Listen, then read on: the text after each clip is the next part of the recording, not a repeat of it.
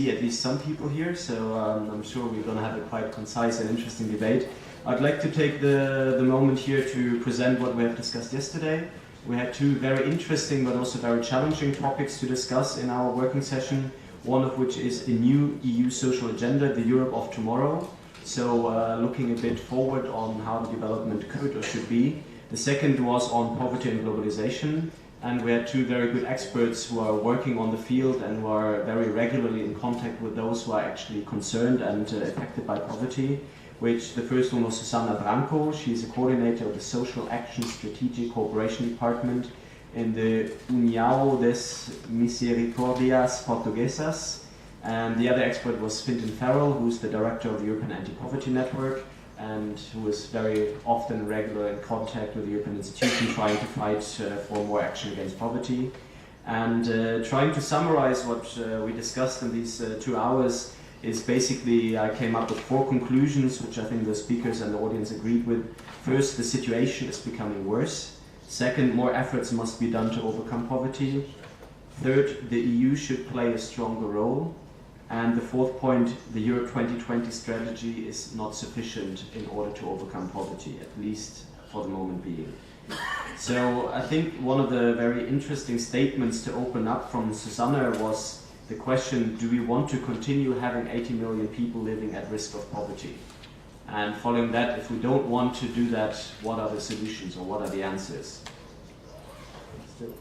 Slower? Okay, we have some time, so I'll try to slow down a bit, also for the sake of interpreters, sorry for that. So if we look at the situation in Europe at this moment in the social field, we have 23 million unemployed people, which is more or less 7 million more than we had before the crisis. And we have at least, and there are no concrete or updated figures, but at least 120 million people living at the risk of poverty, who are materially deprived or live in households without access to the labor market. So that's a quarter of the European population. And these figures are likely to rise due to the crisis. We heard from Portugal a number of stories that now also middle-class people are affected by poverty, which is a new phenomenon. There are more and more people who do not know what to do in order to earn a living for their families. And that despite a lot of efforts in the last 10 years, the poverty rate in Portugal could have been only reduced by 1% over the last 10 years. And that includes mainly the period before the crisis. And most likely these efforts are all lost now due to the crisis. So what can be done? There were a number of proposals on what needs to be done to overcome poverty and social exclusion. One very strong point and argument was that education needs to be improved.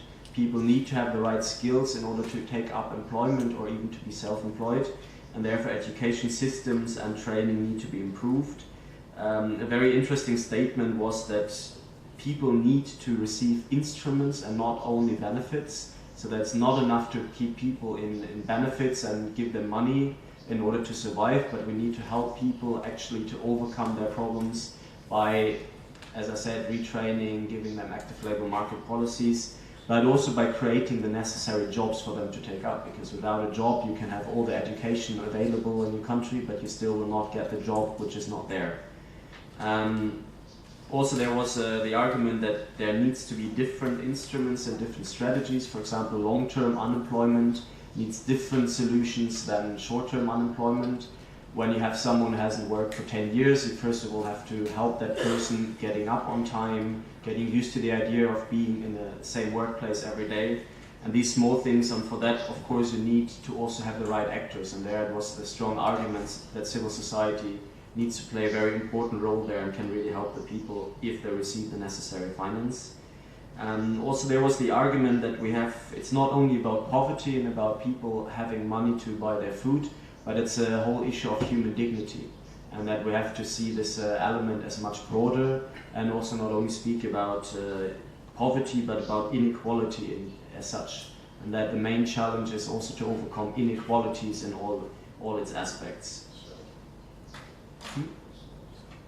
I'm still too fast? I'm sorry for that. So coming to the third point, that Europe should play a role. It was discussed that the economic policy has a really big European dimension. We are at the moment in a big discussion about reforming the Stability and Growth Pact, about introducing economic governance and a number of measures in order to help the European economy getting back on track. But there was a feeling that too little is done to focus on the social dimension. For example, a number of elements at the moment on the European level point to a very strong focus on consolidating national budgets, but the question is in how far that will affect the social systems, and whether this very strong focus on austerity measures might not even have very sincere and long-term effects on employment and on social security. Then there was a very interesting discussion which was brought up by Fintan about the need for a European social welfare system. He explained that the treaties do not allow the EU to intervene in social security, but that social security and social welfare are two different things, and that it is possible according to the treaties, and it's also achievable, or it should happen, that there are some elements of a social welfare system in Europe built up. And as one of the very strong examples of how that could be done, or what could be done in reality, is to introduce a European minimum income scheme. The European Anti-Poverty Network and some other actors have worked on developing a concrete idea on how that could look like, and there are some studies. I'm sure Fintan can pass them around later on or tell you where to find them.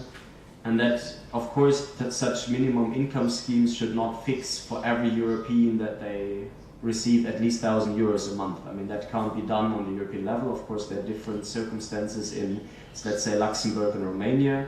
But he said that it is necessary and it is possible to set a framework on the European level to ensure that every member state does have a minimum income, and that these minimum income schemes do actually provide enough money for a person to have at least a decent living.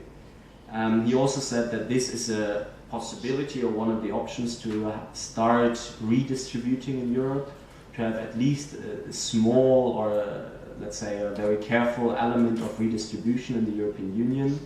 And he said that this could also help to overcome the number of working poor in Europe. And then we went to the discussion on Europe 2020, which was actually mentioned a lot by both the speakers and by the audience.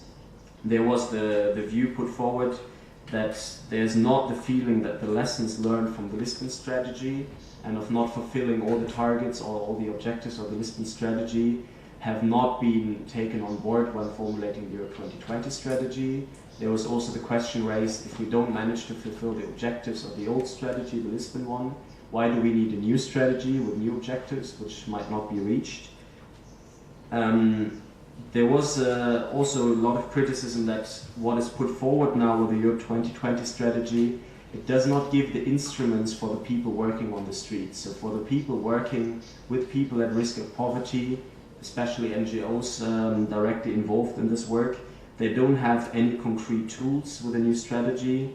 There was also the regret that the open method of coordination in the social field is weakened, and there was a call from both speakers actually to have a renewed and reinforced open method of coordination. Also, there was a discussion about the poverty target, where there was a bit of a debate whether lifting 20 million people out of unemployment means that we're happy to leave the other 60 million people in poverty, or whether the aim should be helping everyone to be less poor, but helping at least 20 million to be not poor at all or not at the risk of poverty. So there was a bit of a different view, some were more positive, some less positive on that. There was a general comment on Europe 2020 and other EU programs that there's a bit of a risk that these programs are too short-term, that getting a person out of poverty takes often more than 2 years, and that many of the programs which are financed through the ESF or in future through Europe 2020 need to have a much longer time frame in order to be successful and effective.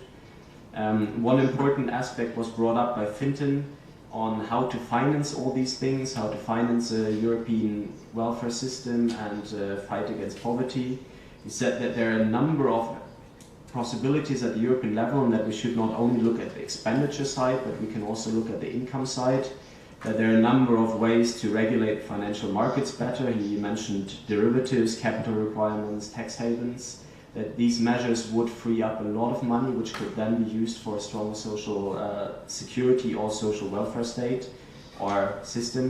And he also mentioned one element, which is a financial transaction tax, which he believes is a very good tool in order to get new revenues, which can then be used for additional work on the social field, and where also not too many people would be harmed by this, mainly financial actors, which are, let's say, not usually living at the risk of poverty.